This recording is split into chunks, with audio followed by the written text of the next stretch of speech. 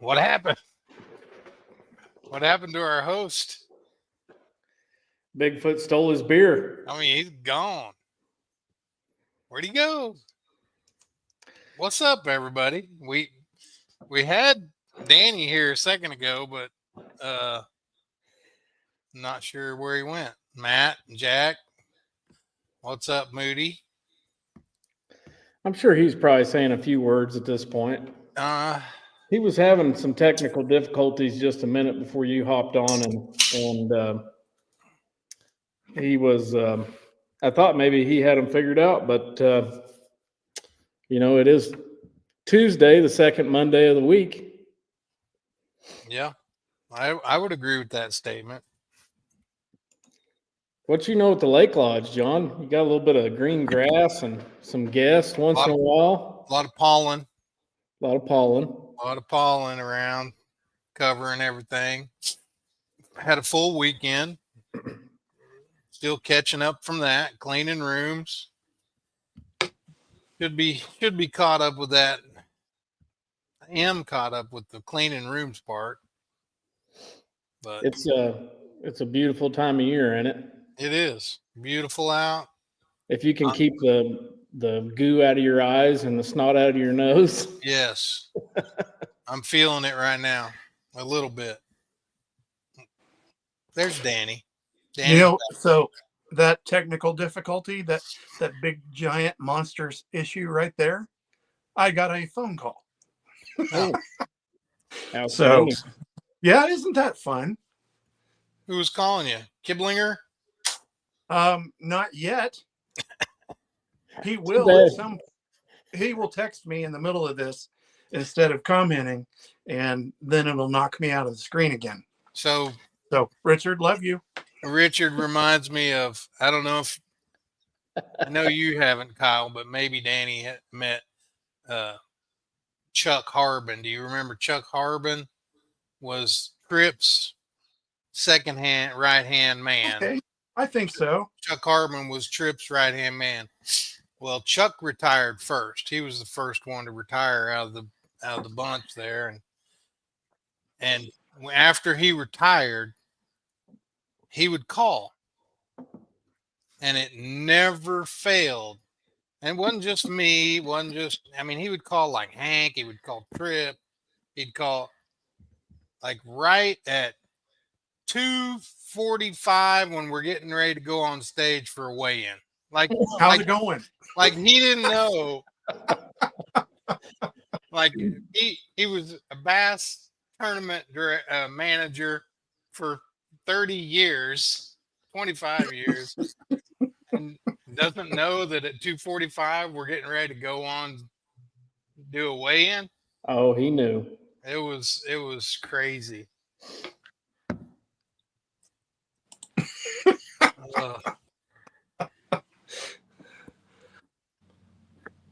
So I was working on a few people. So, I didn't really tell you who I was working on because I didn't want to get anybody's hopes up.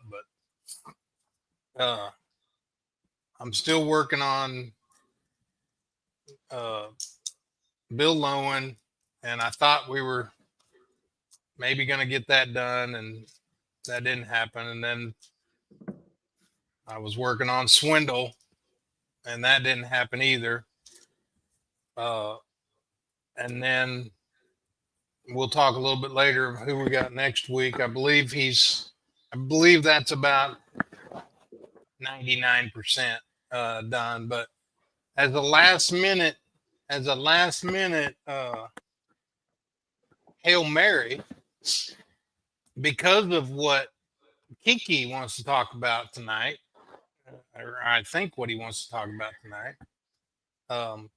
I was trying to get Gene to come on and get his thoughts on, there's just so much out there about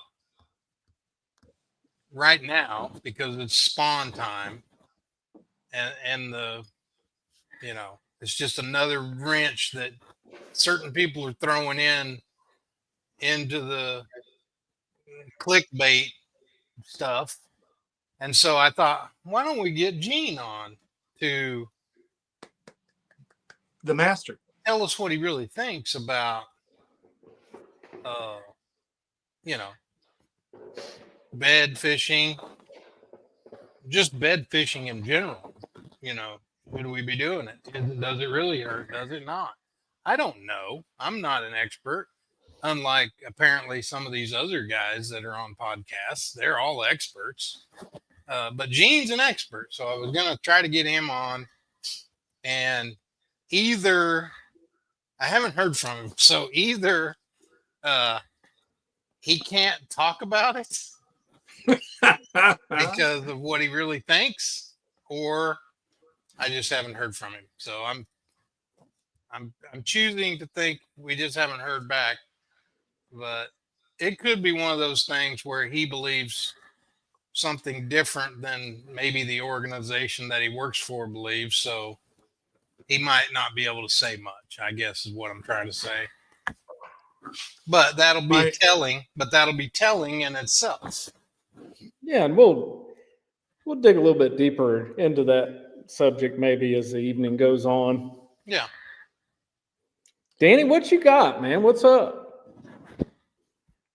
What's up? Well, I'm looking at the crew over here on the left side, or the right side, other left. Mirror left. Matt and Jack. Jack's at club meeting watching our podcast. He's at Kansas Bassmasters club meeting in Wichita. That's awesome. Moody and Fitzwater and Dennis Buck. Brandon, what's up, dude? I guess I had it in my head that you had an open, but that's the other division. So that starts tomorrow. I can't remember where it's even at. Tom Bigby, yes. It's going to be they're probably going to break all kinds of records with that one, I'm guessing. I mean, at least 100 pounds of fish for all the weights added together.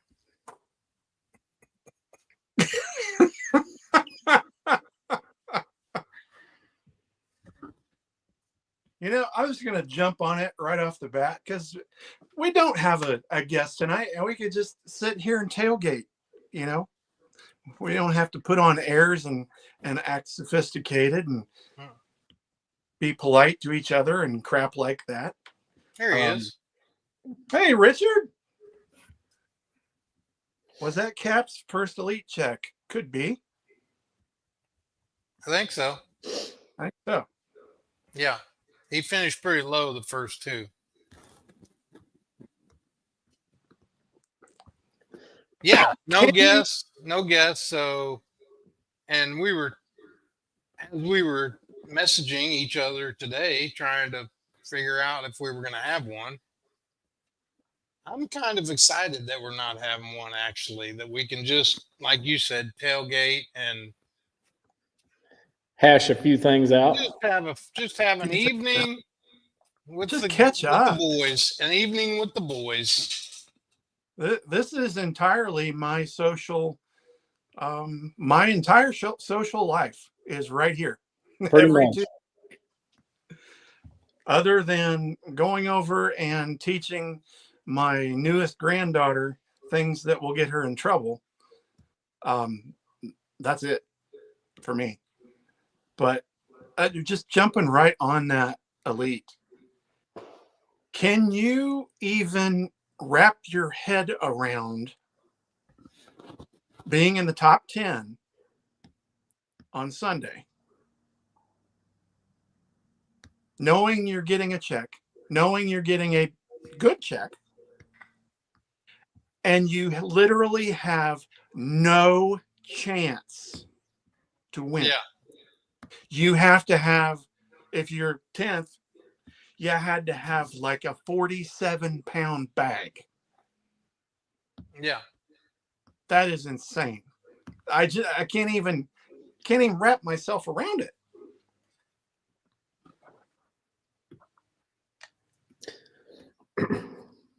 I've got my thoughts on that tournament, but I kind of wanted to hear what you guys think about that tournament.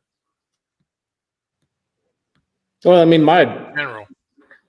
my first reaction to it was, holy cow. I mean, I'm a huge Brandon Lester fan. And he always seems to like super simplify his fishing, it seems like.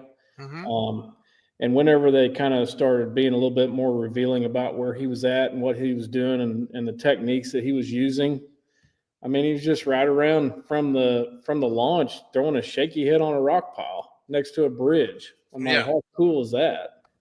Yeah. And then Kyle Welcher is just right around the corner from him fishing a bay and you know, kind of you know, pitching around the Cypress knees, you know, obviously using perspective mode on his forward-facing sonar, and you know, essentially bed fishing underwater for fish that you can't see, and it was I looked at that place on Google Maps for the week leading up to that tournament, and it just always never ceases to amaze me how in the world these guys and the short amount of practice they have, and assuming that the majority of the field and the majority of the guys that are doing well in the tournament didn't get any outside information per the rules and do all, how they can find that quality of fish that fast. So I thought it was awesome. And you know, obviously the last day of the event, Welcher was just like, I'm glad he didn't pull a Timmy Horton and go to Pizza Hut and tie up to the dock. I'm glad he went fishing. And Brandon wanted to see that. I did too. I said that like 10 times to different people. I'm like, I'm so glad he didn't do that, because I think it's like a kick in the sack a little bit if he would have done that. You know, I'm just glad he went fishing. But as much as I would have enjoyed, that would have been funny. I was happy that he didn't, because I thought, man, if anybody is ever going to touch 132, it's right here. And I was pulling for him to get a 40-pound bag. I mean, what was it? His biggest bag was what, 34.12 or something like that. Yeah, it was pretty ridiculous. So yeah, I honestly, I would have been happy either way, but I'm glad that he did go ahead and grind her out. Because I was totally hoping he'd pull a 40 off of there. You know, and I don't know how many 10s he's weighed in Elite Series events, but I know that's at least his second. Because there was an elite event, and I think it was his rookie year. He weighed in a 10-pounder down in Florida. So yeah, I think it was the St. John's. Yeah. So well, I mean, so when I worked at Bass, when we'd have these conversations in the meeting room, whether it be a rules discussion or something that happened or whatever, payout discussion, I was always the guy that didn't say anything until everybody said what they wanted to say, and I would, you know, just take it all in, think about it. And I wouldn't say I would play devil's advocate, but I would kind of always take the other side about the conversation, just to make everybody think about, okay, what happens if this, or what happens if this? And they really, really talked this tournament up. Bassmaster did, like everybody did. Like it was gonna be what Kyle Welcher did. Like that lived up to it, right? That, however, and they still talked about it all day long. Like what a great awesome, best fishery they've ever been to type of thing. They said that a lot, and it absolutely was not that. No. If you take second place weight and divide it by 4, the average weight is what, 18 pounds? Yeah, that can be done here at Grand. Respectable limit, but definitely not oh my gosh kind of weights. Yeah. Kyle Welcher had an oh my gosh kind of week. Yeah. Everybody else in the tournament had it was a great tournament. Had he not been there, had he not done that, it would have been awesome because it would have been a lot closer, exciting. But it was exciting to watch him do what he did. That was exciting. Right. But I just kept rolling my eyes, listening to, and I respect him and I love him dearly. I think Davey Hyde is the best. Like after Zona, I think Zona was the best. But I would venture to say, I bet Zona was rolling his eyes listening to the conversation about how great it was. He's usually the announcer that grounded a lot of them. Yeah. Sometime. I definitely agree with that. Tommy and Ronnie and Kyle, Such, Jesse and Such, who don't even get me started on Such. I just kind of rolled my eyes every time they were talking about how great, because honestly, Grand Lake, take out the 118 pounds, Grand Lake can right now, this time of year, would have put out the same weights. I was glad to see them go to a completely different fishery, somewhere that they hadn't fished in forever. Getting to listen to Basil Bacon on live, I thought that was really cool. And shout out to somebody that I've watched old footage of and always thought, what a cool dude. And I know a lot of the pros' social media, they were posting that they were just happy to go somewhere different. Yeah. No, and so, don't get me wrong. I love the tournament itself and seeing the different tournament and the different water and the things they did, some of the guys did, and going somewhere different. I just got tired of hearing that's the how phenomenal it was when it really was just average. You know what I think the lake needs to be nicknamed besides the Alvermere Sound and Pasquatuck River or whatever? I think it needs to be called the Bass Boat Undertaker. Because I think there was a lot of mechanical issues in that tournament. I believe so. and you are correct, sir. I mean, I'd like to see him go back because I'd love to see him get another chance at it because the weather was bad. There was a lot of places that I think, according to Porosnik and some of the guys that are from around there, could have produced what Kyle did, but the wind was so bad they couldn't get there. Yeah, they couldn't get to some places, and I think it made it, kind of. That's part of the reason why Kyle, and he said he just landed on him in practice. Like that's what it takes because of the weather. Like he didn't want to make a big run across the sound or whatever it is because it was nasty.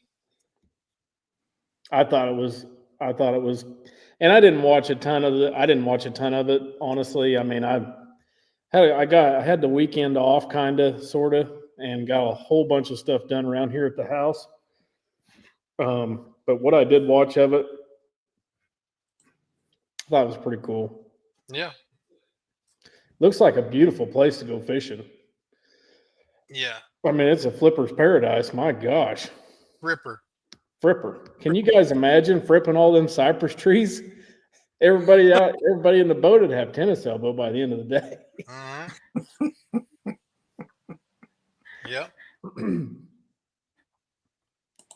What else is happening, DB? Oh, I'm playing producer Crank over here and sharing the live. I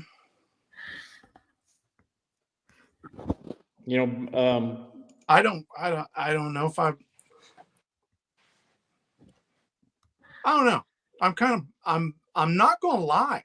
I'm going to be straight up with you guys because we're tailgating tonight and just sharing amongst friends and a few visiting folk. All of the drama around the whole damn sport has me a little burnout. I'm not going to lie. I've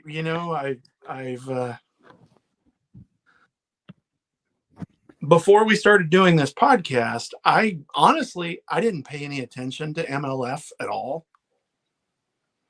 I mean, I rarely watched it, and I started paying attention to it, and I'm watching NPFL every day and what they post, and trying to stay current on all the drama is just burnt me out. I just want to go fishing. Wow. Well, I got an idea. Oh dear. In a couple weeks, you can grab a partner and you can come fishing at a place that'll make you positive in a hurry. Well, I will not be able to do that. Let me pull that up for you.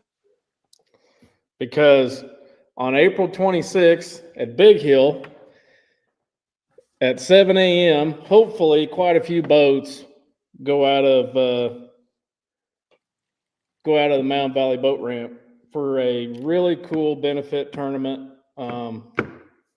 Hopefully Mark gets quite a few teams or individuals to sign up for this tournament. $100 entry. 70%, I'm sorry, $130 entry, cash only. 70% is going to be paid back. And then he's got it broke down there, $20 side pot, $10 big bass. One place for every 5 boats entered gets paid. And any questions, his number is at the bottom there. It is 249-6834. And it will be a Bass Pass tournament, and we will have fun. So, Becky, Grandma, Minor. The next day at Stockton, absolutely. Good job, Mr. Moody. Absolutely. Hats off. And the next day at Stockton, if you want to fish the buddy tournament over there, it's the exact same, except for they are going out of the old state park ramp. So, fish one, fish both, fishing by yourself, fishing with a team partner. But please like the post that he put on his Facebook page, share it, and let's try to get as many people involved as possible because it's going to be an awesome tournament. Tournaments. We'll bring that back at the end and show it again, because that's one I really had planned to make, and I'm not going to be able to, and that sucks. Me too. I really wanted to fish that, but I had already when the date was finally finalized, I couldn't. I was already committed. I'm fishing the Bass Cat owners tournament with Jeff Waters, and we signed up early, like when they first announced the tournament. So yes, I hate that I have to miss that one. And Mark's saying that Becky's kids will be cooking hamburgers and dogs at the end of the day. Both days, Mark, or just at Big Hill, or I don't know. He can comment and we can come back to it, circle back to it. Yeah, tournament scheduling is a jigsaw puzzle. That's all there is to it. Yes. And especially what throws the wrench in the works this year is Easter being so late. Yeah, that didn't help. Mark says cookout both days, so that'll be great for everyone. Yeah, that weekend, 26th, 27th, the Becky Minor Memorial Weekend. Like you said, the Bass Cat owners deal is at Grand. Kansas Bass Nation College Championship is at Perry. And KBN Team Series, Kansas Buddy Bass, is at Mozingo that weekend. And so, yeah, there's just a lot going on that weekend. Wow. And I'm not even talking about anything west of that's just right, right on the eastern third of the state. Yeah. Well, I know, Mark's main purpose was to get it in when the fish were on the nest. So we could. Well, yeah, obviously. I mean, I'm kidding. Jiminy Christmas. I feel like maybe Blockett will have a drone and be flying it over way in, Moody. So you might have an extra stogie for Blockett when he shows up. I don't know. I just had to say that. I'm sorry, fellas. Yeah, I want to go back to the. Here we go. I want to go back to the social media and you being burnt out. Please. Because, I mean, you've heard me say it before. I don't watch the news. I don't watch social media. I very little. What little I see is probably something one of you guys sent me. And I just I know some drama that's going on because you can't hardly get away from it. I mean, I have anglers here all the time, and they're talking about it. But I don't really have much. I don't know all the drama. I'm if there's a bunch of drama going on besides Randy Blockett, I really don't know about it. Or Scott Martin. Those are the two big things right now, that I know about. But I just don't. I don't watch it. I don't click on it because that's what they want. I'm not gonna I'm not gonna pay Randy Blockett. I'm just not. I'm not gonna be part of his pay. I totally understand. And I know my wife she's a scroller and constantly scrolling through crap, and she doesn't even know what it is. Like, I'll hear something, I'm trying to watch TV, and I'll hear something that she's watching a reel, and I'm like, what's that about? I don't know. She don't even know. Like, it's just. And so if you look at my feed, I guess, my Facebook feed or whatever, there's very little on it. There's and what is on it is fairly positive because I just don't. And if you can do that, that's what you should do. Because I still like the fishing, and I'm not burned out on it because I've been listening to. I mean, would I like everybody just to get along and not worry about some of this stuff? Yes, but then again, I don't hear a lot of it, so I'm not. It just doesn't have me sucked in, I guess is what I'm trying to say. It doesn't. Oh, I get it. Yeah. John, Sure. you are officially Rule 1. You are Section C. It says boy. he completely missed out at the beginning before the show, but it says distance. Reduce the time you spend around the person or avoid topics that trigger their negative personality. Stop. Okay. Explain what you're doing. And then I'm going to rebut with my rant about Scott Martin. And then you can find me on the list. So today, obviously we was chatting back and forth in the messenger and this and that. And we've talked about it from time to time here on the podcast, about maybe controlling the negativity or defending against it, whatever you want to call it. So at work, I had a little spare time on my hands.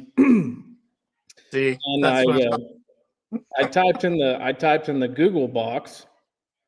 I asked AI for some info on how to deal with negative people or situations. Mm-hmm. There's some pretty decent information that AI can come up with on there. And, like you just talked, your Rule 1, which I'm calling the rule AI's explanation, Section C, distance yourself, avoid topics that trigger their negative personality, Mm-hmm. And Section D is seek support. Talk to a trusted friend or family member. Mm-hmm. I like it. Those are good rules. Yeah. Those are good So rules. just scanning down the list, is there anything mentioned about narcissism? Well, if I'd had that, I don't know that I can even spell that word. So Brief rant. I am not being anti Scott Martin. Great angler, tremendous following, great salesman, great representative, good for the sport. Probably not a tournament angler that needs to continue. If you watched that video he made announcing he was leaving the Elite Series, that was the definition of narcissism. Mm-hmm. He blamed everybody but himself. Mm-hmm. I don't care what the rule is. I think we all agree that it's going to be rewritten for next year. Maybe. Maybe not. Maybe the issue is gone. Scott Martin blamed Bass for somebody else protesting him. Yeah. Period. That's it. He blamed everybody but himself. That's narcissism. He fully admitted he didn't think he should take their test, so he arranged his own polygraph. Really? This is a dude that has spent a lot of his life talking himself out of situations. I will tell you that I would guess 95 to maybe 100% of anybody that's ever failed a Bass polygraph test has turned around and took their own. Sure. Or just to do double checking. Or took their own before taking the Bass polygraph test. Fight fire with fire. Because I will also tell you this. I don't know who Bass has doing their polygraph test now, but when I was there, there was many a time when I thought this is a joke.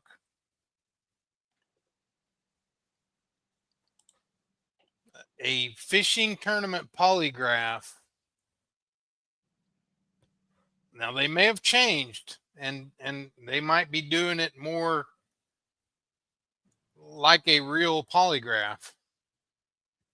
But when I was there and I took part in giving guys polygraphs, those polygraphs would last 20 minutes. From start to end. There's no way they were the standard polygraph that you would get if you were under investigation and being given a polygraph by the Tulsa Police Department. Sure. No way. It's just a veiled threat. It's just last resort. We shouldn't have to do this, but we're going to do this. Yeah. And guys, I'm not saying that Martin cheated. Maybe by the interpretation of the rule, maybe. I'm not saying he's a cheater. I'm not saying anything like that, because in any other profession, that's called networking. Yeah. Yeah. That's how it works. Trading information back and forth. We've all done it. All of you watching have done it. Don't lie to me and say you haven't done it, because that's just networking. But what I'm saying, what's twisted me off about this is it's just his viewpoint of making himself the victim. He's the victim. His viewpoint of what was right and what's wrong. Yeah. Because in his mind, what he was doing at that point when the reason why he got protested, in his mind, he was doing nothing wrong. And apparently, hey, John, does Uchi fish like Grand Lake? I've got a tournament on Grand coming up, and I'm looking for a lake that fishes similar to Grand. So how about Uchi? I was asked that question. For the Bass Nation Championship. Guys, that I know that were coming from Idaho or California or wherever, I'm gonna come a week earlier. Where can I go that's similar?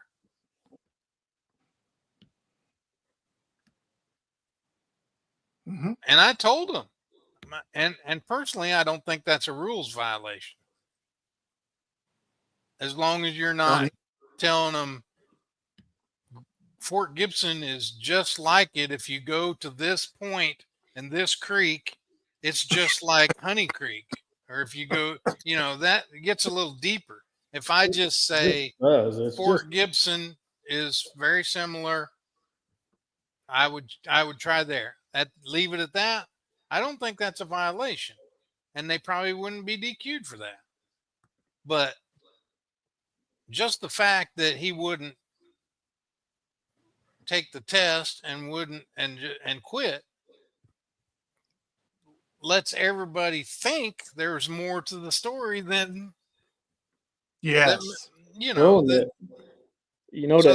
add fuel to the fire, let's talk about Matt. I mean, we haven't heard anything out of Matt Herron yet either. Right. And he got protested. DB, you know this as well as anybody. He got protested for the same thing. Mm-hmm. And he quit. Well, he threw his arms up in the air and walked off. And unfortunately, our nemesis, I shouldn't say that. That's not right either. The guy with the initials Slick Johnson is going to have him on his podcast. Yes. Next week, Matt Herron is on the Slick Johnson, whatever it is, Alabama Bass Council. His debuting Matt Herron Tells All show that is going to get turned into who knows what. But, that's... Now, while we're on the subject of Mr. Johnson, and man, I ain't hating on him either, because his stuff's all clickbait and he's making money. Make your paper. I don't hate on anybody for making $1. Lately, and maybe it has something to do with getting his ass whooped at the Classic. If you saw that little video that went around, lately he's put out some what I thought was stand-up stuff. Oh. And I don't watch all of his stuff. I don't watch anybody's. I mean, it's not like I'm sitting there like this every day going, "Oh, I can't believe this. Oh, I can't believe that." And no, just scrolling through and you catch a clip here or there.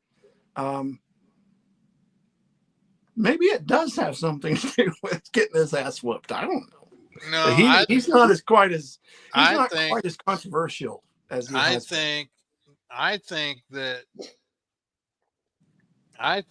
Mercer has a lot to do with Slick Johnson, Luke Duncan, and those are really the only two that I've heard lately that have kind of started leaning more towards the positive, because Mercer tries to stay there. Mm-hmm. Like we do. I think our show's a lot like our show's exactly like Mercer's. We just don't have all the followers. I mean, really, it's probably better than Mercer's, but we don't. For some reason, we just don't have all the followers. But I think he has almost put, because he has so many followers, he's put a little pressure on some of the other podcasters, some of the other people, like, to be a little more positive. And I think and that's a good thing. I mean, it is. Well, John, if I may, just real quick. Mm-hmm. Rule 1, section E. Ignore counterattack with positive, practice forgiveness, and seek positive company. Yeah.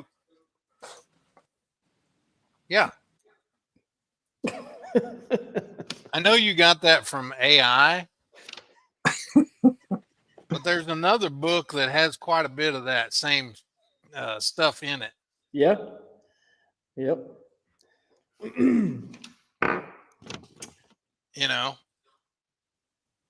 It's almost like there's 10 commandments that kind of sort of guide you the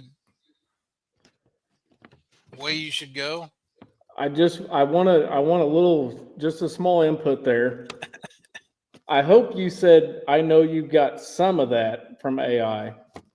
I don't know. I have to rewind back after this records and downloads, but I actually typed some of it up myself. I did say some of that. Okay.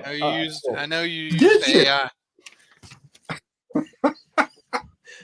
Yeah, I mean, what if we did our whole podcast by AI? That would be awesome. That'd be a trip, wouldn't it? It would be a trip. I mean, I spent some time, looked up some quotes from some extremely famous people, and had some key takeaways. Let's hear it. Let her fly. Well, one of them is a quote by Albert Einstein. It says, stay away from negative people. They have a problem for every solution. Ooh, yes. Good one. AI also Also suggests not to engage in arguments with negative people.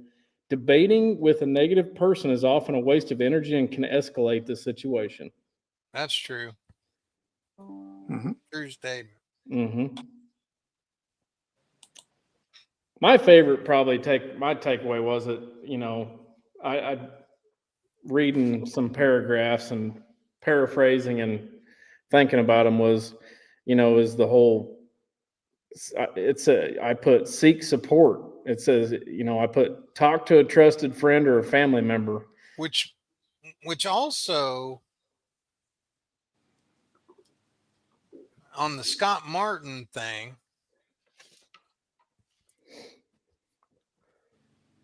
ties in, because I believe that either the whole family is the same way, which I lean towards, or if there is somebody in Scott Martin's life that he quote unquote trusts and listens to, he got some bad advice. But I don't, because you're doing a fine job of tiptoeing, John. Because people, when they want to make a Instagram post like Scott Martin made, like if somebody I was mentoring wanted to make a post like Scott Martin made, I would have said, this is not a good idea. I would have set him down and said, this is not a good idea. I know you think all your fans are going to back you, and you have hundreds of thousands of fans that are going to back you. But those same fans, this is what I would have told Scott. Had he asked me, should I post this video? I would have told him no. I would have told him he should follow through with the investigation before he does anything. Because Bass isn't going to make any of that public. He made it public. Had he just, if I was telling him what to do, I'd said, just do their investigation. They want you to take a polygraph. Take the polygraph. Let's see where it goes. If he failed the polygraph, I still would have said this Instagram post is not a good idea. Own it. Say you made a mistake. People forget. And your fans that love you are still going to love you. They're going to back you. They're going to understand, and they're probably going to respect you more now than now. They're just crazy. Now they're just because you've started a firestorm. Yeah. And all it's doing is hurting your reputation from the non groupies. My first take of Scott getting DQ'd from Okeechobee, I was, it makes sense. His family has a dealership down at the lake. He was in the dealership and couldn't help himself and ask a random question. I don't know. I give him the benefit of the doubt on that one. Because I was in a very similar setting. I worked at a dealership. There was a lot of local fishermen, and sometimes it was hard to help yourself. You just had to ask, what's the water look like out there, or whatever. This and that. not anywhere close to the same scale as him, but it's hard not to ask a random question to somebody that you know about the conditions. I think that was I think that was a legitimate mistake. I also agree with Danny. I think Roland was one of the best networkers in pro fishing in his time. I think that's why Roland had all. I think that's why Roland had all the success that he did. Absolutely. He was a guide. Also wasn't against the rules. No, it was the Wild Wild West, and you could do whatever you wanted. And he was a guide on one of the best lakes in the country, and he knew a lot of people. And apparently, he was extremely good at fishing other people's water. Because I can promise you one thing, a guy told me one time at the dock at Lake Hudson before a club tournament where to go and what to throw, and I went there and tried to throw it and didn't get a bite. So yeah, I can't do it either.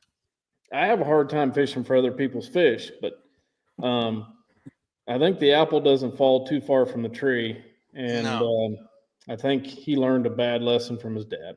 The Okeechobee. The Okeechobee deal was it happened pretty much like he said. However, when he asked about the conditions of the water, and that's all he's admitted to, that wasn't all. So there was more. He saved face by turning himself in and, admitting to asking a question, but there was more than one question asked. And yes, there is video. Brandon said I know there's video. Yeah. And it's sad because hi, Val. Danny said hi. I work with a couple guys that legitimately. I work with a couple guys that legitimately know nothing about tournament bass fishing whatsoever, and there's a few professional bass fishermen that they know their names, and Scott Martin's one of them. Yeah. So he has touched a lot more people than maybe he knows. So I thought about this today, and I don't know. I don't know if Scott has thought about this, but it crossed my mind today.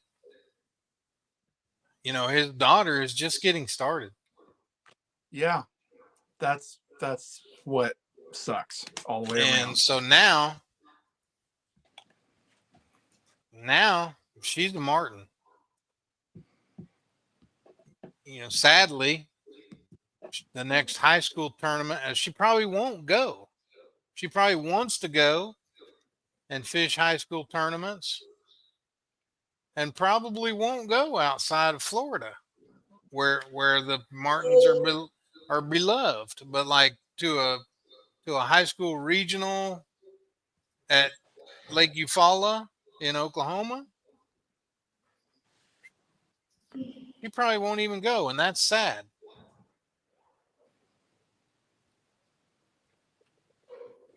Possibility. Yeah. Like what this has done to the rest of his family. Well, I know. I think I know what this has done for some tournament organizations. Because it's kind of sort of lack of a better term, is it's set the example for what tournament directors can go by. Oh yeah, I'll be very surprised if I'll be very surprised if he fishes any tournaments again. National. Pro level events. Yeah. Pro level. And he doesn't need to. He doesn't need to, but he went out on extremely bad terms. Yeah. Somebody that's built a hellacious career on pro fishing.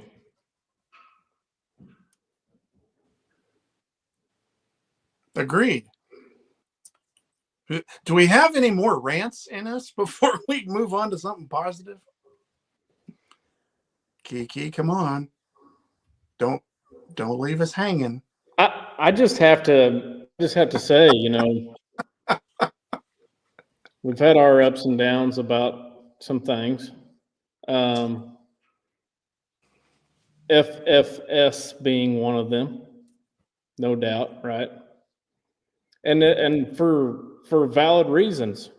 I mean, one of the reasons why we started this podcast was to cuss and discuss relevant things in the bass fishing world, and FFS is definitely one of them. But the Pasquotank River was won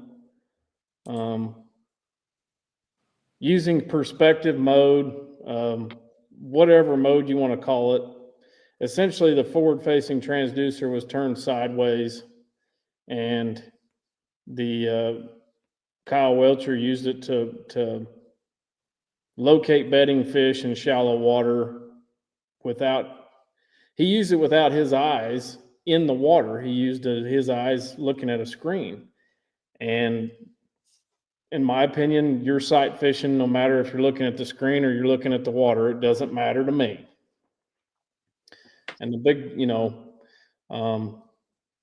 big shots on social media are just running the tournament organizations in the mud for having tournaments during the spawn,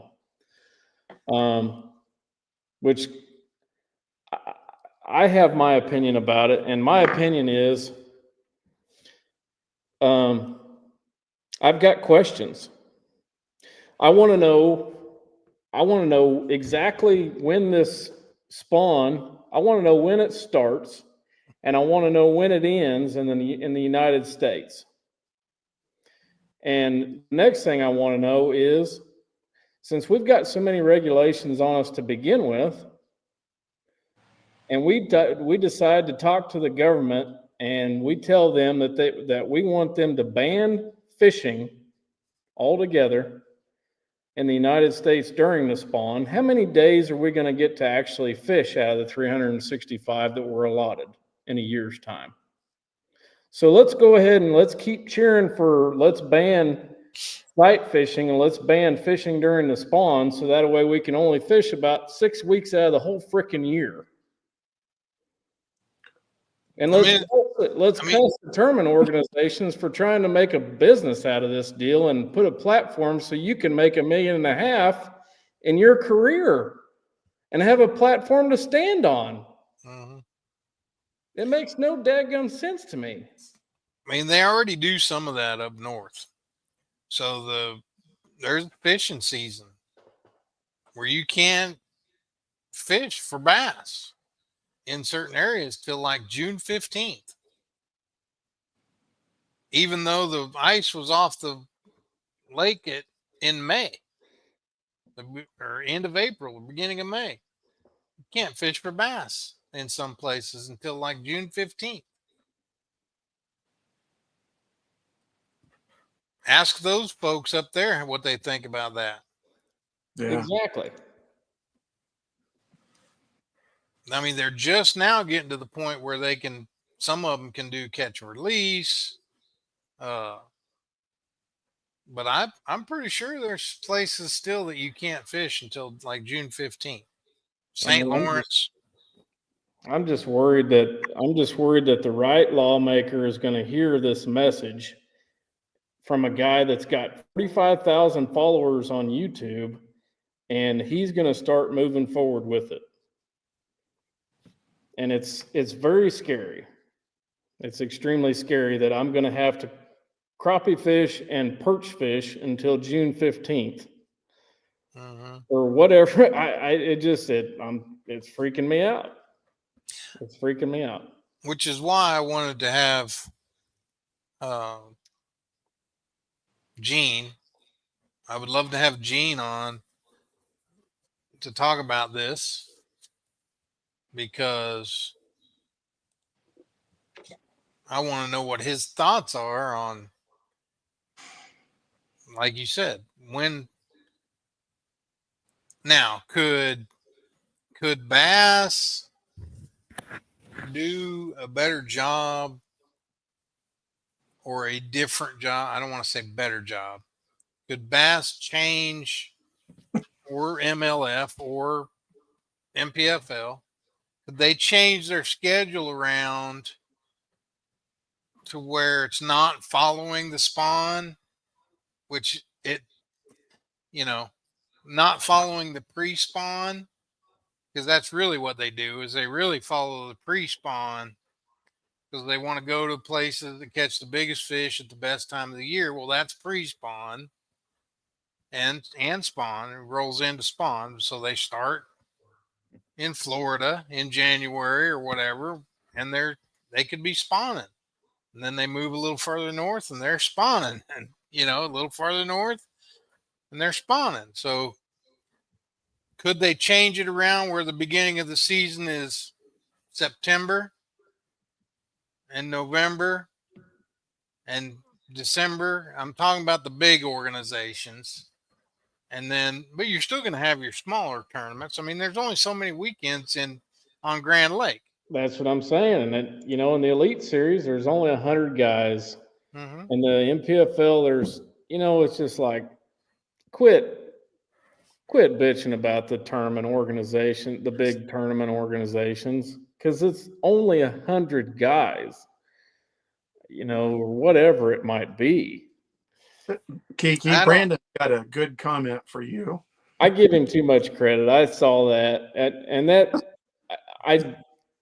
unfortunately, the stinking YouTube algorithm that I'm on, for whatever reason right now, if I click on anything, RB, it pulls up on my phone when delete.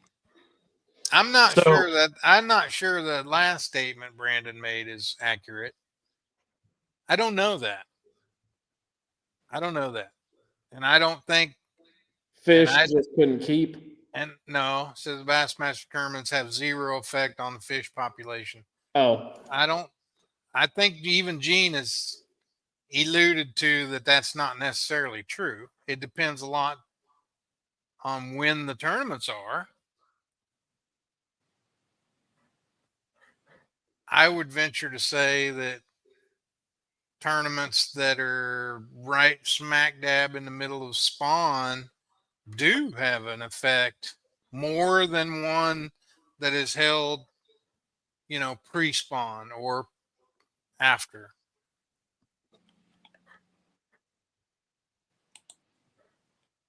Now there's, I think Gene said that on her last show, that there is, and that there is more and more evidence that it does affect, depending on, but it's really temperature dependent and time of year dependent on that.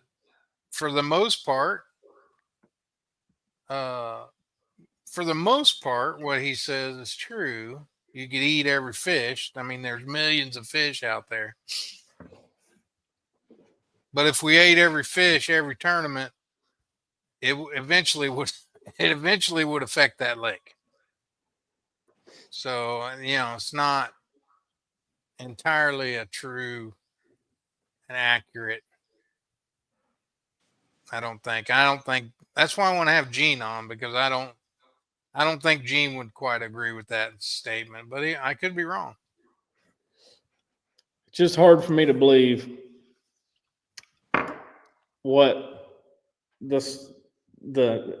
it's hard for me to believe the negativity that he enjoys spreading on his social media platform.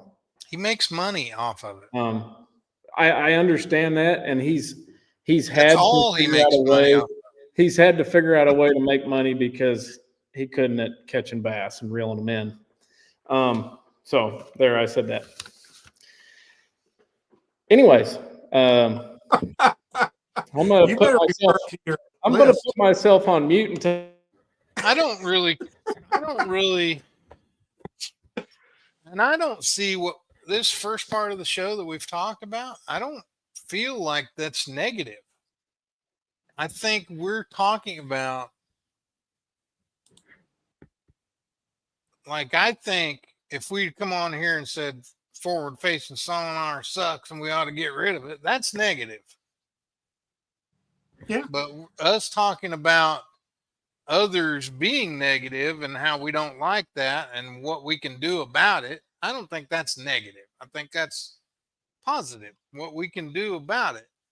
How do we deal with it? That's positive. I would agree with that. I mean, I don't feel like we're being negative. No. It's just we're talking about negative topics in a positive manner, or trying to. Yeah, or negative people in a positive, and sometimes you can't be in a positive manner. They're just negative. Oh my, yes.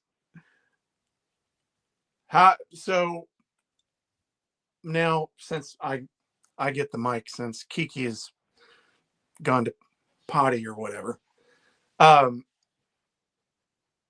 one of the things I do to combat my negative feelings about things, and it's funny that Kyle was talking about whenever he's on YouTube and RB showing up, it's cool because it's funny you said that, because mine is the same way. If I click on YouTube, RB shows up, but so does Chris Johnson. Mm-hmm. Within two or three posts. I watch not just because he's my friend. I watch everything Chris does. I do. It's literally the only thing I truly watch 100% of it every time. You know, there's a lot of, I said earlier that there's a lot of these shows that I'll watch a clip here or there, but Chris Johnson's stuff I watch all the time, mainly because I like looking at the junk he's got in his shop. He's got some cool stuff on his wall. Yeah, I need to watch. If there was, I mean, I just don't want. I'm an equal opportunity non-watcher. Like, I don't, but I should watch because I know it's positive. I should watch Chris, and I'm going to make an effort to watch it more because I know it's positive. And I just don't have a lot of the negative guys coming. I don't have Randy. I really don't even have that much Slick Johnson. It's just every once in a great while, and it reminds me of why I don't watch him. Yeah.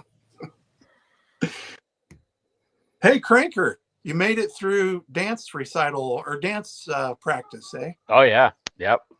Even broke a little sweat. Oh yeah, that's outstanding. Yeah.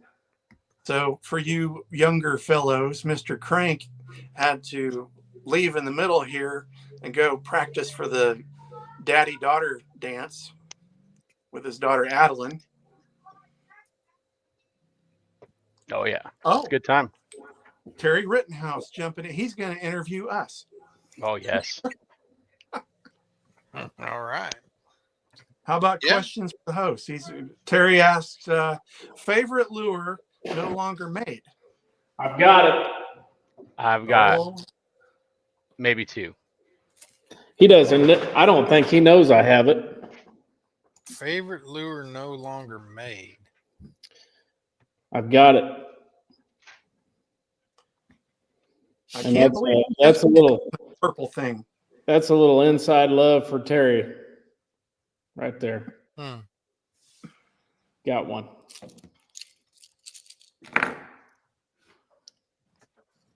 Oh, family first, he says, Kiki. Mr. Commenting, he's a little late to the party. He's commenting on Cranker there. Mm-hmm. I think I've got, I don't know the brand of one of them, but I know the brand of the other one. They're both soft plastics. One is the man's Mosquito Hawk. Oh, yeah. And specifically Tequila Sunrise. Mosquito Hawk. Yeah. I don't even know what that is. That was before the brush hog. Yes. As I recall. My dad used to use those all the time when I was little. I thought that the Gene LaRue Ho Daddy was before the brush hog. Oh, Mosquito Hawk was before that. Who Daddy? I always called it the Ho Daddy. Oh, Daddy. Oh, Daddy. Then my second one, I don't know the brand of this one, but it was called a wingworm. At least that was the common name around my house. Ringworm? Wingworm. It has like wings on the side of it that come out. It's a kind of a smaller profile worm. Has like a small ribbon tail, and then the wings are like the ribbon tail style. But yeah. Some people called those a chicken foot. Okay. Yeah, I could see that. Oh, yeah. I remember the chicken foot. Mm-hmm. So that was something that we used to throw a lot when I was a kid. My dad would throw it on a split shot rig a lot because he liked to fish it really slow around cover. And I don't know how many fish I witnessed him catch on that damn worm.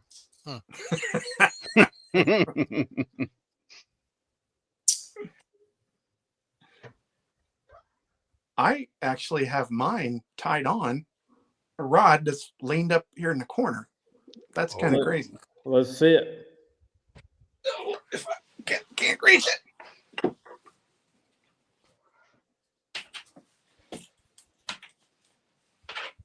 I don't think Heart Tackle is still in business, is it? No. The spinnerbait with the Willow and the Indiana riveted together? No, but that's a good one. I mean, allegedly.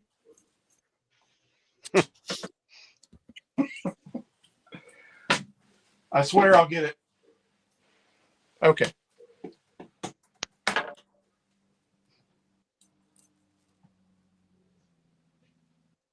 Okay, is that? Oh, that's the rattle. The rattle on the.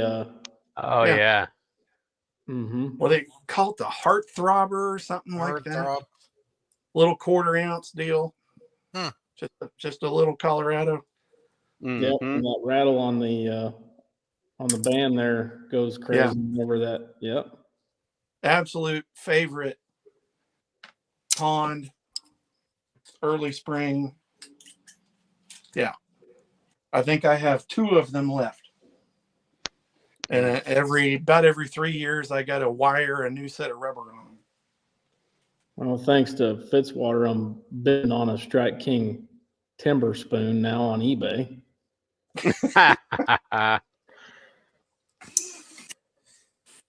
John?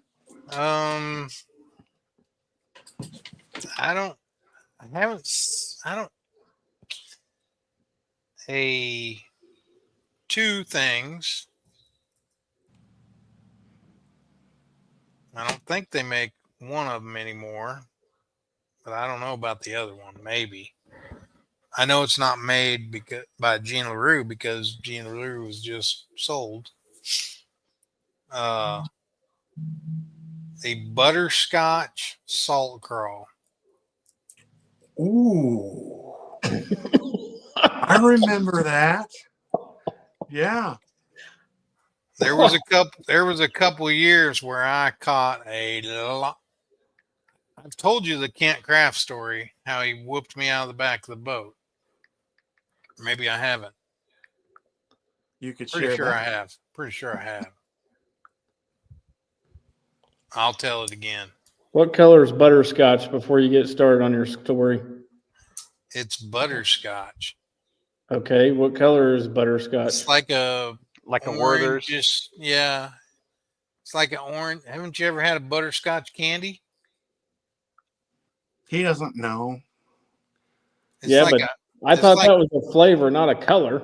It's like a yellowish orange, kind of like tan mix. Yeah, gold mixed in there.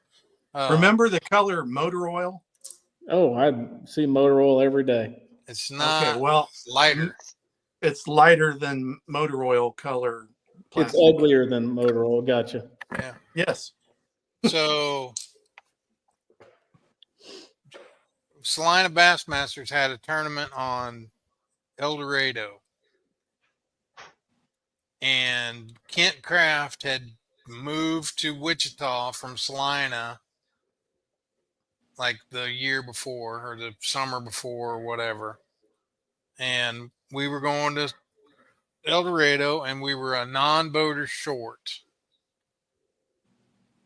I didn't have anybody in my boat, so they asked Kent if he wanted to come fish, just to fish, so that everybody would have a non-boater.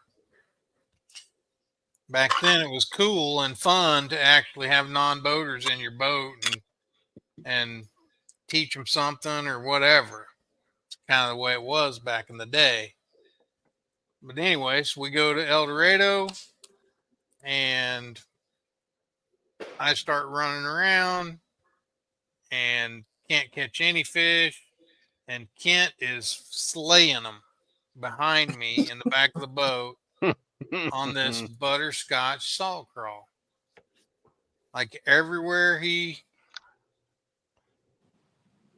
don't see butterscotch. They still had it. They still had it in the lineup. It's number 27. But who's making it now? It's not Gene LaRue. Well, this was in 2014. This was a color chart. Gene LaRue is no longer. They just got bought.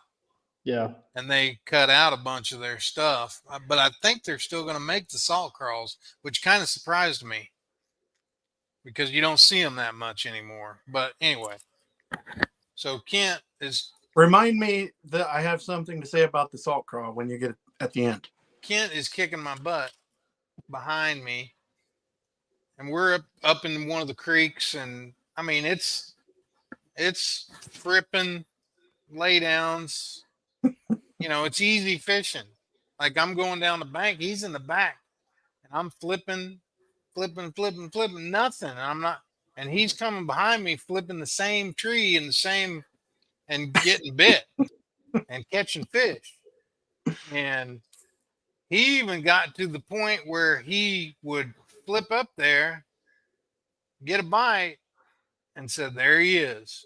And he would shake it off and tell me where to cast, and I still couldn't catch him. Oh, man. That's bad, John. We ran to, I had one fish in a beaver dam and a beaver hut that I was pretty confident I could go catch.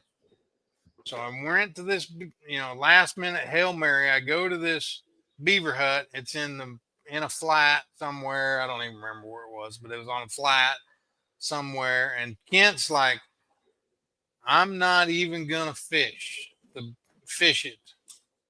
I'm not even going to throw this salt crawl." And this is like, I want to say it's pretty early in the year, like April or May. And so I go and I'm fishing this beaver hut. I'm fishing all around it. Kent throws a buzz bait out the back of the boat in open water and catches a fish.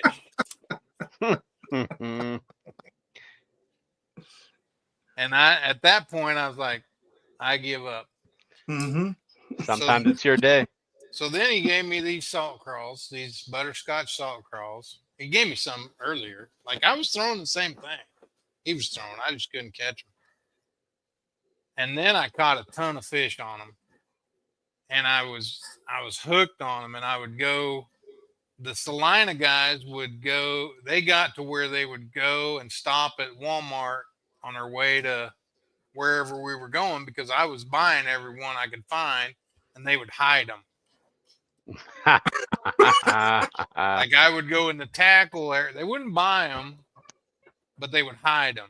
So I would go in the tackle store, tackle it wherever we were at, Walmart, whatever tackle store we were near, and I would have to look and look and look for these butterscotch salt crawls.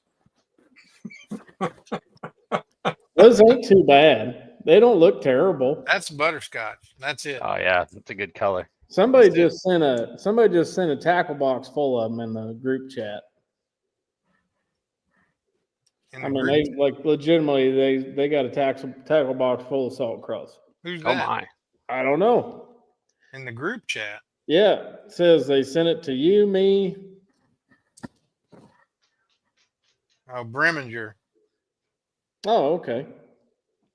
Yeah, I'll take those, Breminger. Well, now that I know that's his number, I'm saving it in my phone, by God. And then the other lure is, I don't even know what it's called, but we called it a dickhead.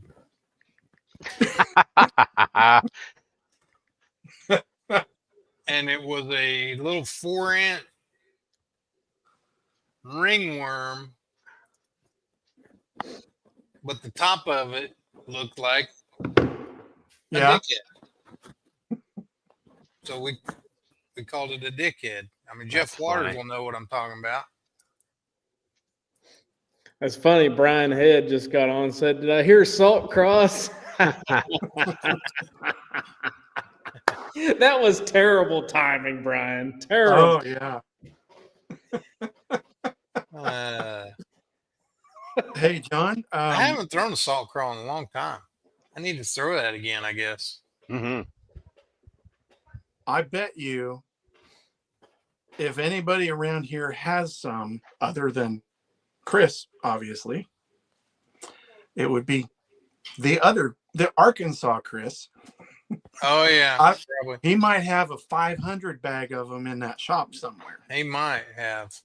I actually might have some salt crawls that color in my stash. I've got a ton of Jean LaRue stuff stashed away. When I lived in Salina, and I don't remember who this was, but somebody was like a distributor or had a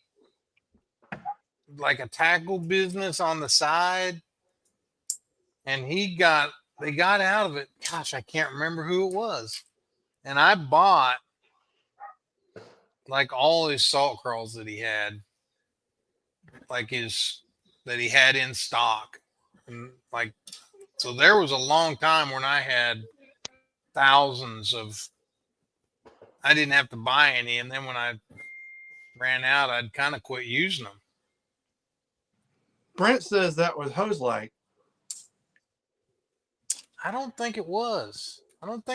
Jerry. I think it was somebody else. Maybe it was.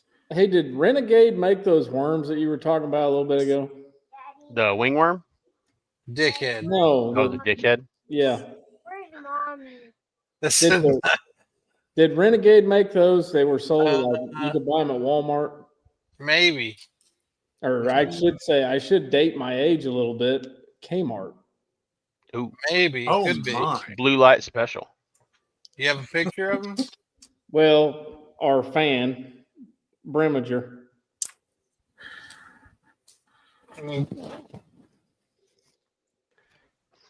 And I'm actually a fan of his now that he's sending me all this antique tackle.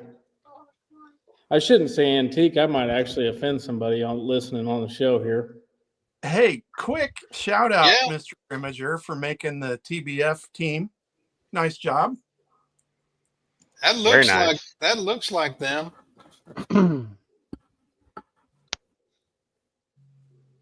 Caught a lot of fish. I remember the first time I caught a lot of fish on it was at Glen Elder. Mm-hmm. First time I ever caught something on a salt crawl was at Big Hill 2, Mr. Head. And it was a giant freaking smallmouth at night, black chartreuse tipped. Now everybody's going to be throwing salt crawls again. Oh, they're going to run out. Next tournament, we're all going to have like 4 rods with salt crawls on them. Oh, yeah. I call it the cop crawl because it has like zero action and it's like put your hands up kind of deal. Oh, you remember the one that was black with gold flake? It was kind of a swirl, gold swirl in it. Those were bad. Caught a lot of fish on that too. I don't remember the name of that Electric color. blue. Electric blue was good. The buddy of mine that just recently passed away, he was probably the same age as Gene LaRue, and he told stories about Gene. He told me stories about Gene LaRue, his original tackle shop down there at Cape Fair. Once in a while, when we'd go fishing or whatever, he said he'd walk in. Gene would be like passed out on the couch in there with a cigarette smoke blubbering over the top of the couch, and he'd get up and always happy to see you and sell you about anything you needed, and which was about 4 different lures. And his stories were kind of lame, but he talked about walking into Gene LaRue's tackle shop, and there he was in his little gray colored jumpsuit just selling tackle. That's what pro fishing needs. We need to bring back. I was just thinking that. Oh, man. Kyle, you should bring that back next time you fish a tournament with Moody. I might, because it's supposed to rain like 5 inches Saturday. You never answered me on my text. I'm still undecided. Oh yeah, Brian, bite the bullet. Pumpkin seed with the orange claws, definitely. Yes. Yeah. Yeah. Have any of you been on your way down to Toledo Bend? Have any of you stopped in Brandon's Bass Shop?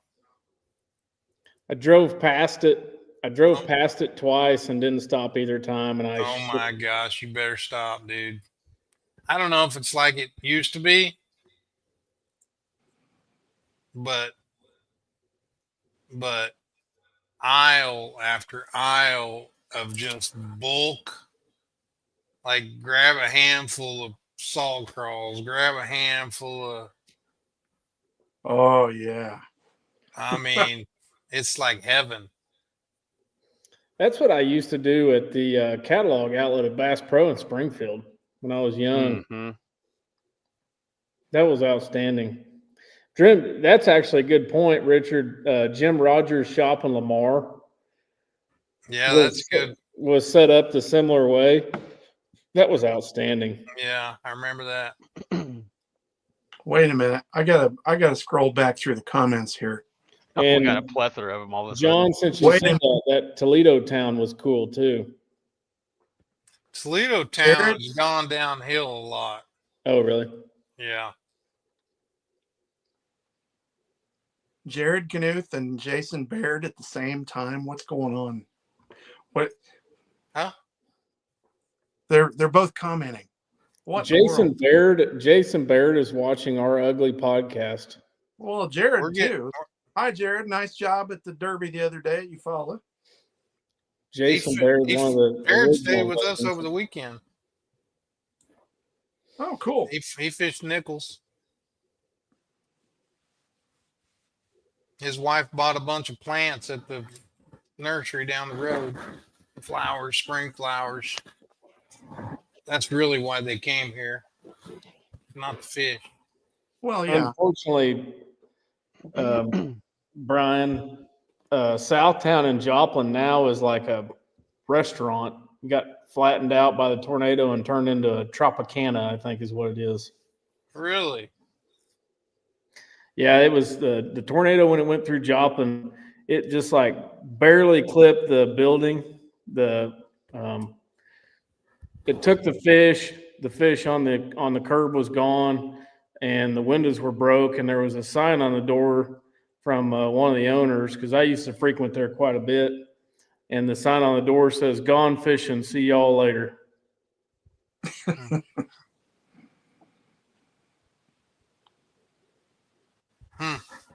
That was a really awesome outdoorsy shop. Really, those guys in there were beyond nice. I used to go in there when I was a lot younger, and cool place. Yeah. Okie Bug in Tulsa was probably my favorite, though. I'm pretty partial to there as far as OG tackle shops. Yeah, there's some good ones. That's what I liked about going around the country. You know, like when we were at Clear Lake, we'd go into Clear Lake Tackle, talk about. We brought whopper ploppers back from Clear Lake Tackle when nobody knew what a whopper plopper was in Alabama. Oh, I bet that was wild throwing that. I remember me and Hank. I remember Hank, and he's like, "We're going to take these back to Alabama and win us some money." Or down or swim bait. Like I got some swim baits, you know, some big suckers that I've never thrown, because I just can't bring myself to throw like a $50, $60, $80 bait. But I need to probably throw it. That's a cheap one. Yeah, now it is. Wasn't back then. Yeah. We toured some tackle shops at Hartwell a couple of years back. Man, there was one on the way out of Anderson to Green Pond Landing. Gosh, I would like to tell you, I could give you the name of it. I cannot. It was in an old gas station, and they may have Right at still the corner. had pumps. Right at the corner. That's the corner gas station there. Yeah, that was the bomb. They had Hartwell. everything. Yeah. Yeah, it was pretty good.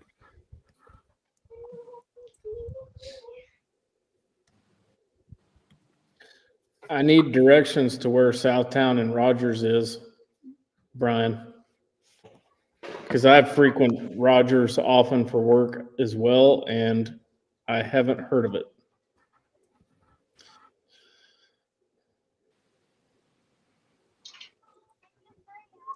True enough. That's true. It's about the internet. That's true, but I think it's, you know, some of these baits that we've been talking about, I think we just get in we got to throw the end thing, and you think those other baits quit catching fish? Probably not. You know, like I throw the crap out of a Fritz Side 5 now. It's probably my favorite crankbait. But I used to throw at Big Hill. My favorite crankbait was I mentioned it the other night, last week, a flat A, Fire Tiger flat A. Caught the crap out of fish it's basically the same thing, just dives a little deeper.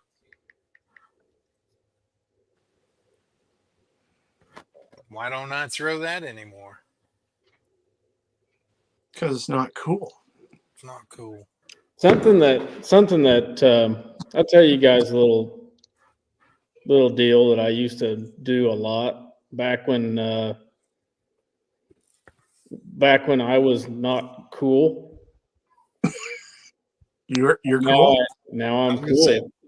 Now I'm really cool, and I don't throw it anymore. Just kind of a little hidden technique that I think, like John's saying, has kind of been lost. So, you know, looking at a Lowrance flasher was the thing, and fishing out of a 16-foot aluminum V-bottom with a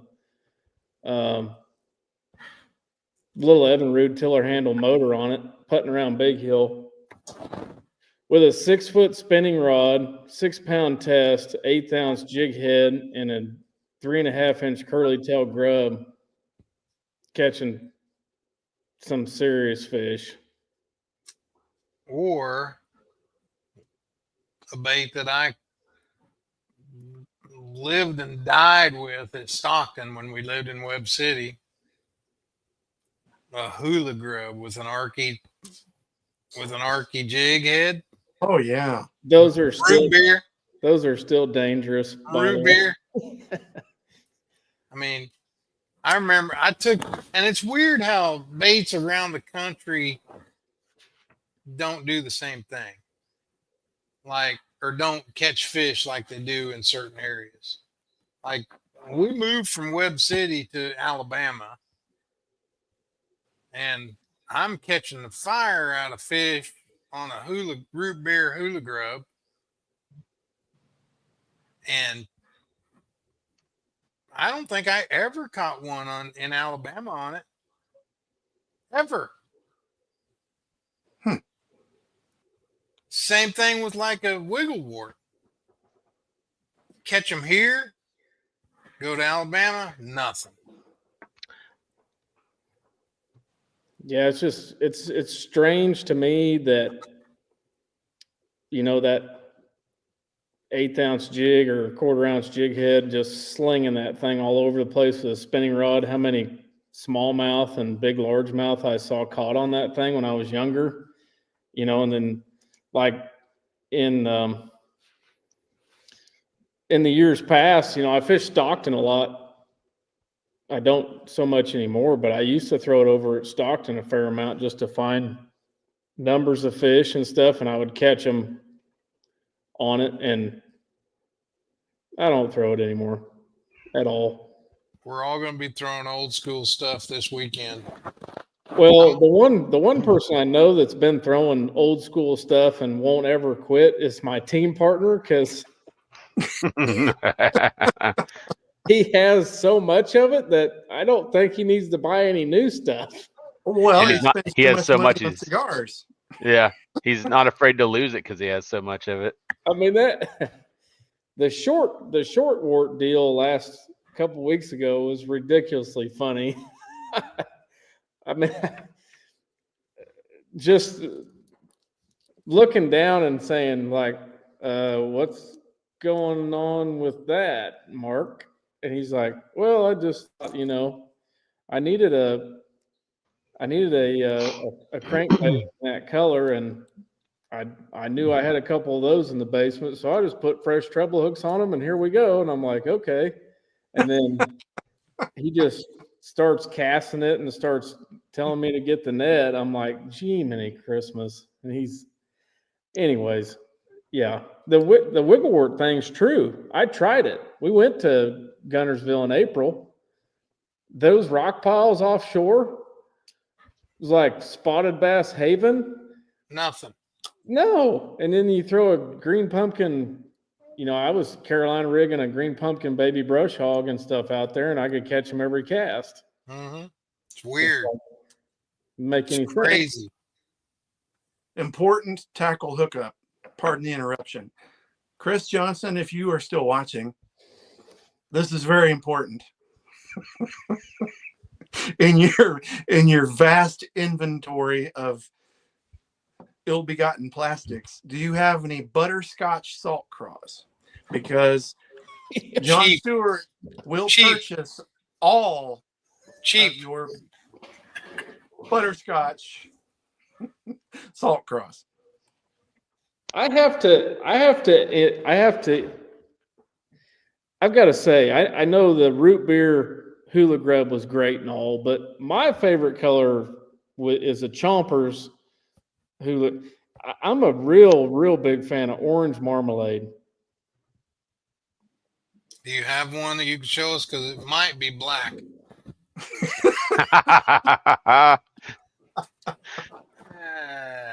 That was I like underhand pitch. I like the two colors that I liked and I threw Chompers too.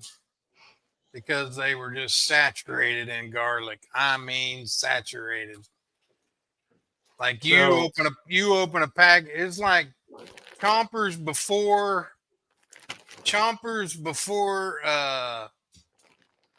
like power bait. Like when you open a power bait and you smell it forever, that's chompers. Do I have hula grubs? I got plenty of hula grubs. John, there's your answer from It Chris. says not for sale. Yeah. Barter Not or for sale. Barter or sale. Wow. They're all on the boat. See how he is? I got a whole Ziploc baggie full, and they're all on the boat. I have My an two favorite colors in the hula grub was root beer and smoke purple. Smoke purple. Guess I'll have to find my own butterscotch. Maybe. What about, and I just thought of another one that I used to catch a lot of fish on in Milford. My Salina guys that are listening probably going to be mad. A mustard tube. Mustard. Mustard. This is a really, really good. Yeah, that's black. This is a really, really good jig trailer in the springtime. Orange marmalade. That's black. Well, that's black, Kiki. I can see black. Dang it. Dang it. Ooh. Any of you ever fished with Orrin Hardesty? If Baird's watching, he knows what I'm talking about here. If he's still watching. Orrin used to throw chompers all the time because he had this fetish for the garlic scent. Yeah. And he would take one out of the pack and chew on it. Oh, really? My. Oh, man. Like a dip. He would take one out of the package and chew on this rascal all day. He'd lick all the garlic off of it, and he'd have to get a fresh one. I'm going to ask Orrin this Saturday. I got to ask him that. Oh, man. Oh, my. You tell him that Barrett said he had a garlic addiction. Just go up to him and ask him to put one in for old time's sake. I'm going to take this bag of orange marmalade hula grubs and have him do it. Mm-hmm. Mm-hmm. No. You guys remember there was some plastic, I don't know what it was, but they had like the banana scented ones. Do you remember that? It was banana. It was like, it smelled like a banana when you opened the bag. I don't know what brand it was. It was some weird brand probably. Probably bought it when I was a kid because it smelled like bananas.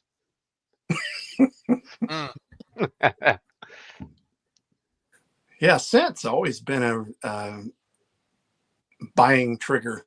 Mm-hmm. You know, sold a lot more fishermen than caught fish, but I think it's a confidence thing again, because I got to put some scent on like my jig when I'm throwing a jig. I use like the crawfish stick, the KVD, looks like chapstick. Rub it on there, it stinks pretty good. See, that makes more sense to me. There was a time back in the day when I was hooked on that Bang stuff. You spray it on. Jack's juice. yeah. Jack's juice. You dip it in the. What was the one where you had a cup, like up on the? You'd mount a cup up on your. Oh yeah. Up on your front of your deck, and you just dip your bait in it. Make a cast, dip your bait in it. Oh man, what was that? Berkeley Gulp? No, it was before that. Berkeley made different scents before gulp, before power bait, all that stuff. They had like, the original was probably fish formula. If you remember Jimmy Houston 35, 40 years ago when you watched it. But Berkeley had some. They had it for panfish. They had it for game fish. They had it for catfish. It's probably all the same crap, just in a different bottle. Yeah. Truthfully, in my opinion, they've always had that whole deal figured out. Who? Berkeley. Yeah, with their scent. Yeah. Richard says it was fish formula. That sounds right. They had it was like a spittoon. It was like a spittoon. And you put your, it was kind of had a narrow top so it wouldn't splash out. And you dip your jig in it or your salt crawl or whatever. I mean, I remember like the Uncle Josh had some really cool, oily, nasty crap with the pork frogs in it, but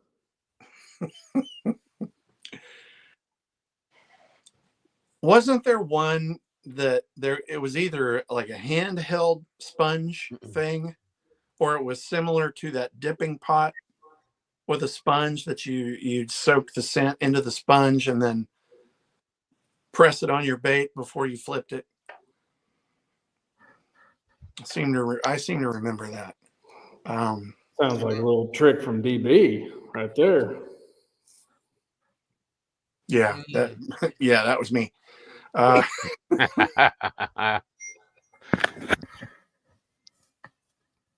Yeah, there was all kinds of scents. I remember, what was the one in like a toothpaste tube, and you'd squeeze it out, and it was kind of a clear.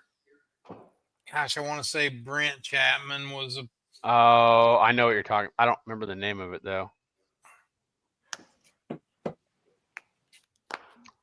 Scent.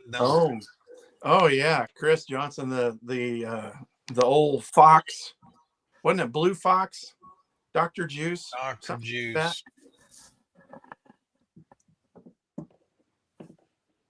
Man. Lots of stuff to buy fishermen. They're gonna get a resurgence of friggin' all this stuff that's gonna be sold after tonight. Oh, we're just worried about minnows. We're just shaking minnows. JJ's Magic. Is that the stuff in that the might tube? be the one you're talking about, yeah. I think so. Is that the stuff in the tube, Jared? He said it's still the juice.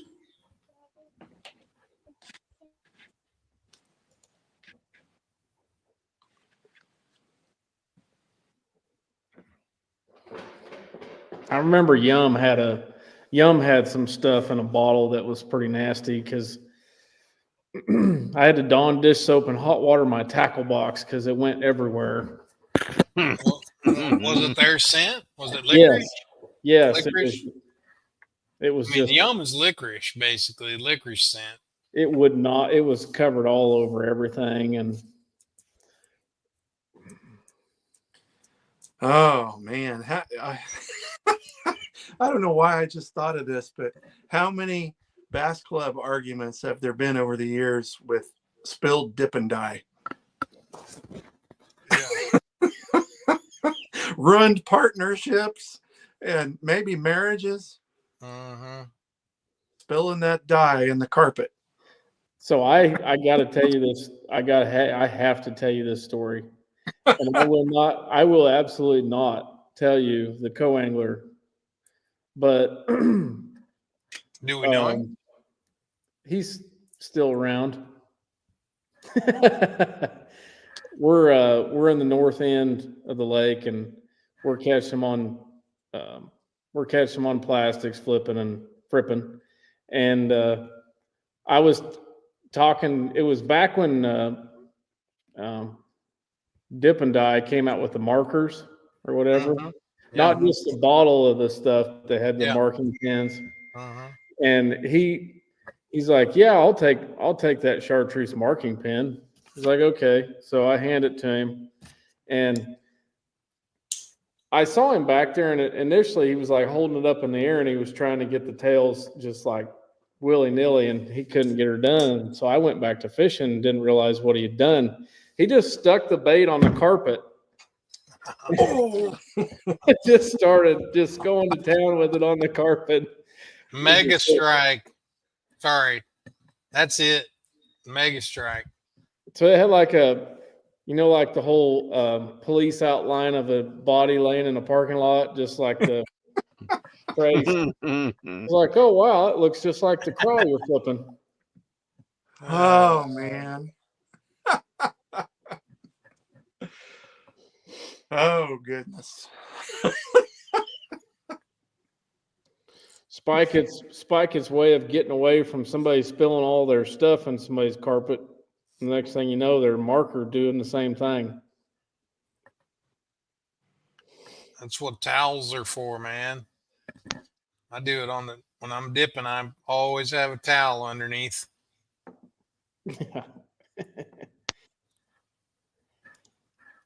Sounded kind of dirty.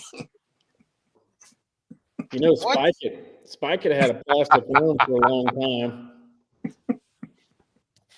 Huh? Did you guys know that? Who?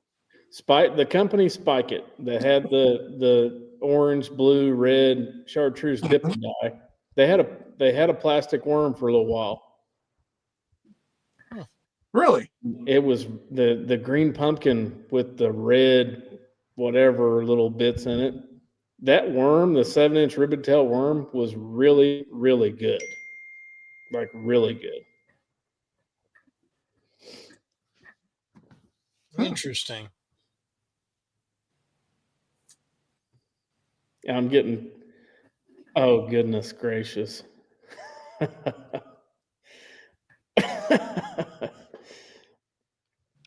That's funny.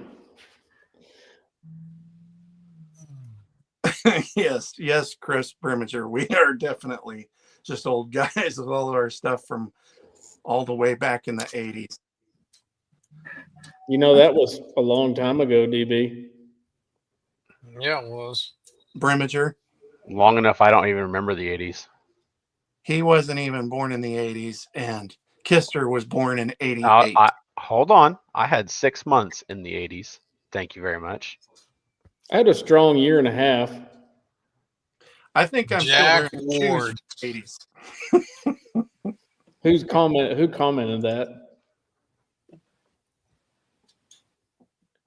Yeah.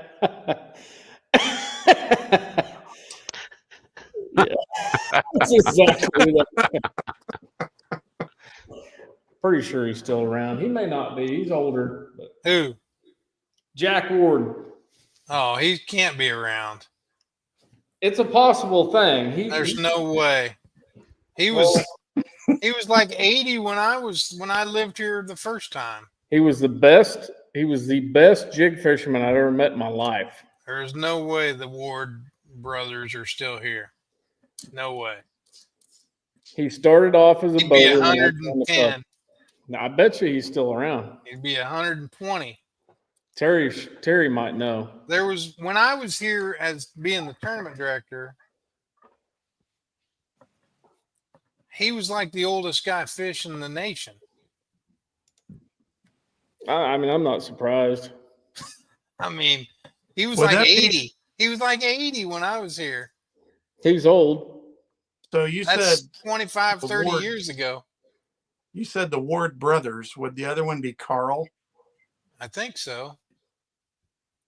Yeah, Jack and Carl. Was Carl older? I remember Carl. Several years ago. Okay.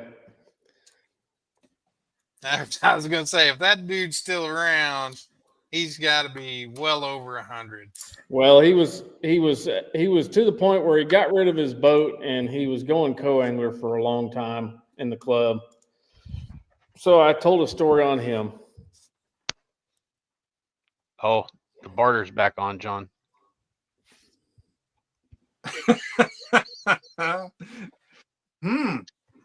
Good idea, Chris. There'd be a lot of salt crawls. A lot of salt crawls. $1 a piece. I heard that Scuppernong color was worth it. The what? You said Never heard of that color? Scuppernong? Oh my. Holy cow. We forgot to do viewer mail. We got a little bit of time left. I almost hate to do it now. We've got this great old bait conversation going on. Terry said Jack was 92 I can believe it. Yep. when he passed. So he would have been 97 now, so close to 100. I knew he had to be up there. I remember Carl fishing KBN stuff back. One of them made the state 2000? team. One of them made the state team once. I think it was Jack. It might have been Carl.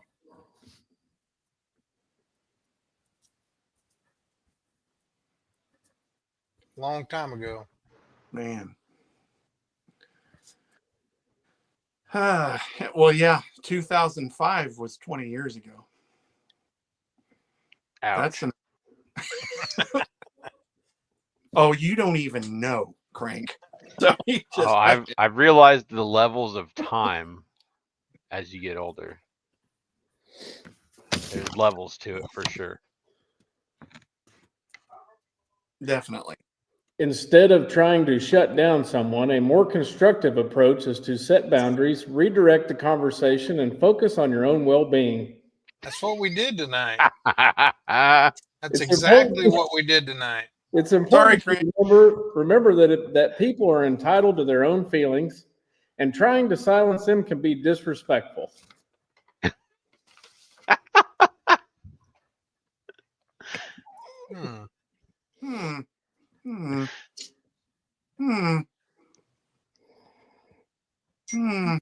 You're welcome.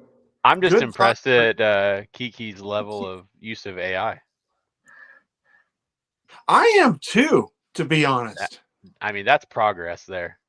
For the one of us that claims to be the least IT, you using AI to get that's awesome. Really. Well, they work smarter, not harder, fellas. Mm-hmm. True that. I've realized some time ago that AI is smarter than me.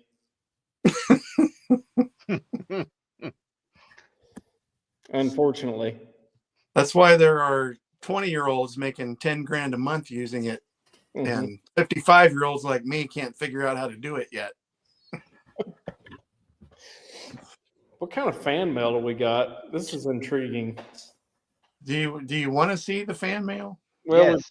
we've still got 45 seconds until we hit the 2-hour mark. Oh, well, shoot. We've got 45 minutes then.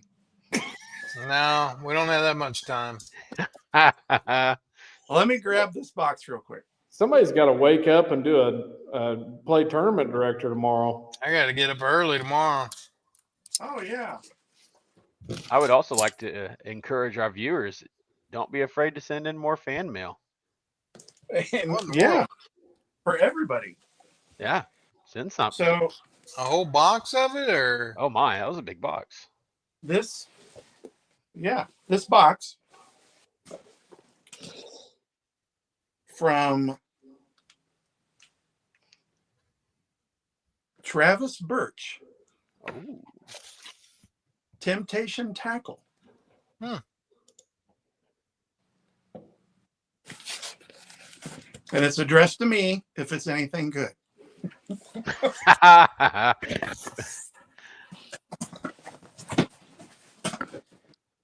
Oh my. How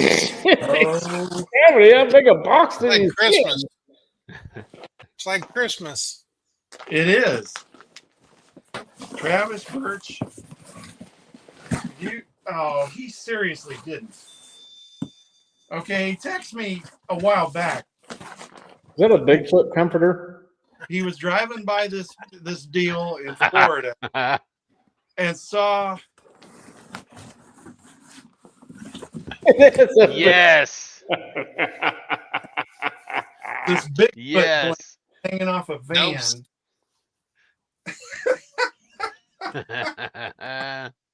Oh That's my! funny.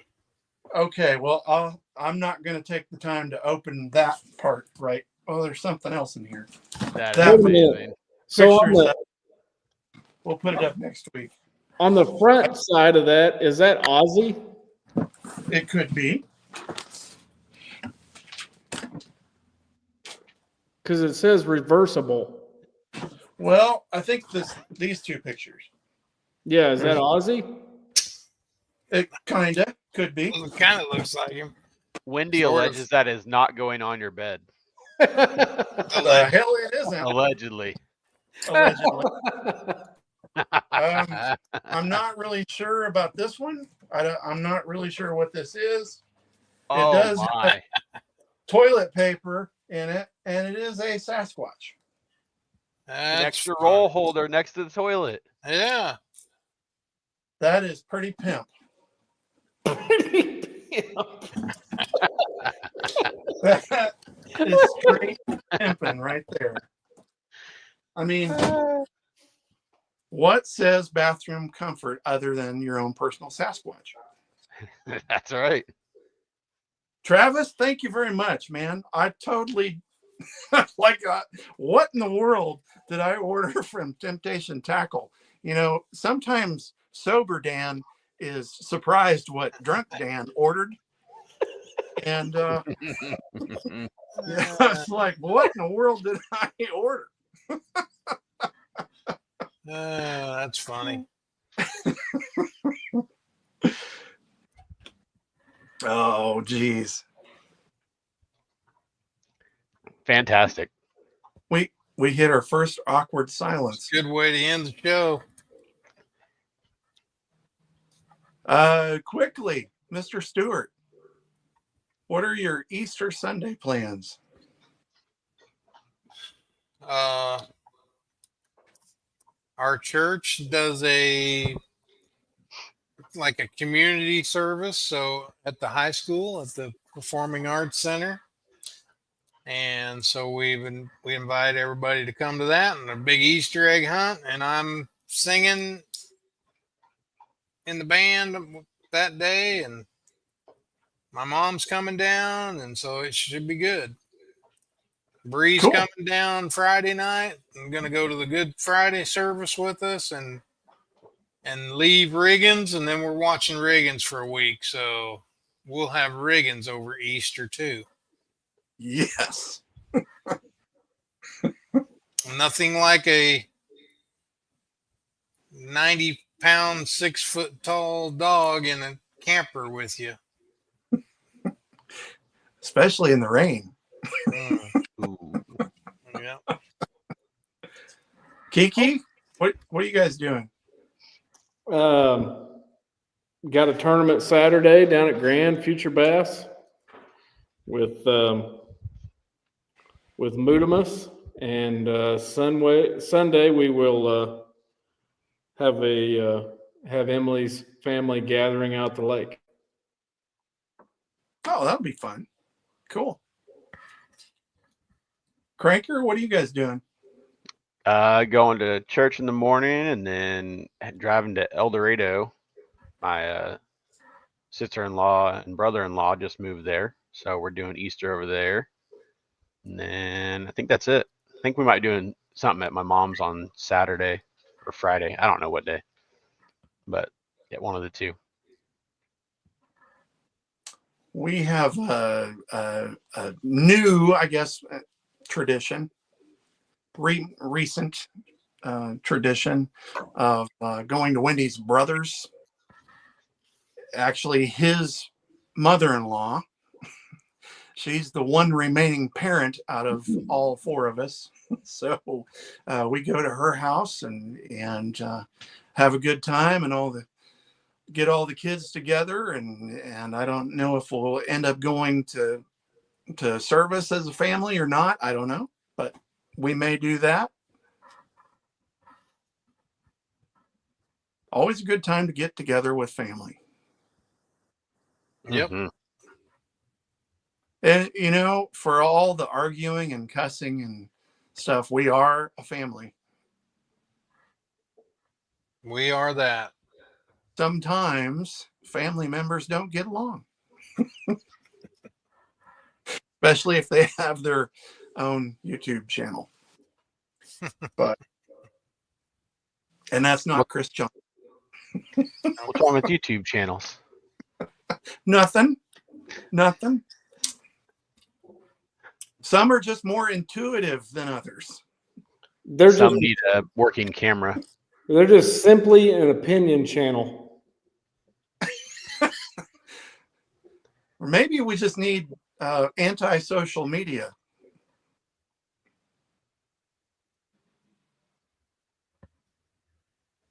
Mm-hmm. Be an interesting world. Take it away. Be great. Yeah. Love, peace, and chicken grease, boys. Hope you don't get too wet there, Kyle. You know, if you'd have ordered that thing, it would have been here by now. Mm-hmm. Dude, really? You didn't get a rain suit? I haven't decided yet. Maybe the rain on Saturday will help you decide faster. If you order now, it might get here.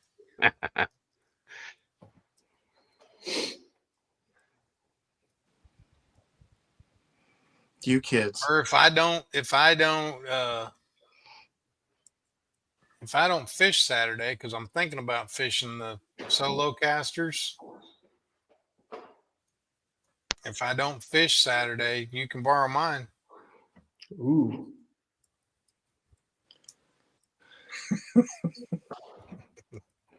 Yeah. So there. Or you could get one of those $1.97 emergency ponchos. Just like wrap duct tape around yourself. Like you get at the Royals game when it starts raining. Yeah. It'll work real good riding down the lake at 60.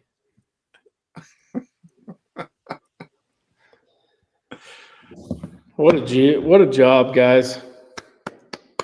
What a job. That was fun. Hey.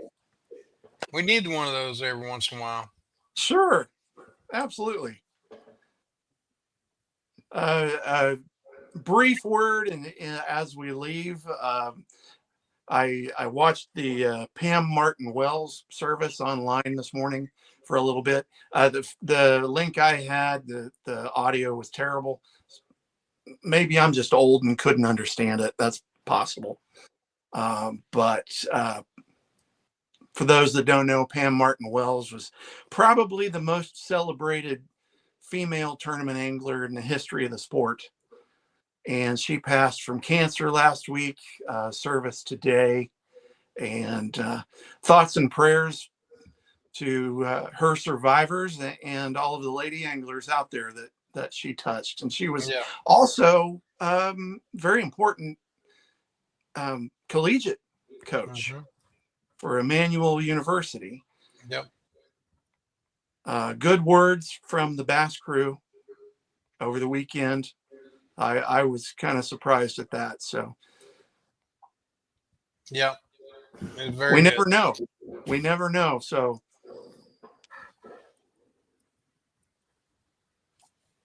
peace, man.